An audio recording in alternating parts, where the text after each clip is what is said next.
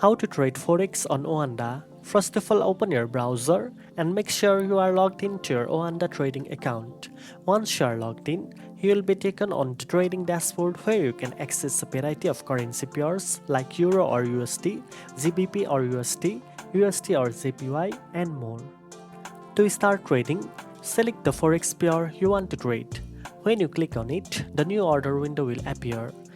Here you will see the live buy and sell prices. If you believe the price will rise, choose buy. If you think the price will drop, select sell. Next, enter the number of units you want to trade. The platform will automatically calculate the margin required and show your available margin balance. This helps you understand how much of your account balance is being used for the trade. You can also set up risk management tools before placing the trade. Add a stop loss to limit potential losses and take profit to automatically close the trade when your desired profit target is reached. After reviewing your trade details, click on Submit to place the order.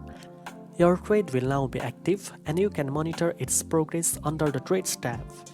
Now you know how to trade Forex easily. If this video helped you, don't forget to like, share and subscribe for more trading tips. Thanks for watching and I'll see you in the next one.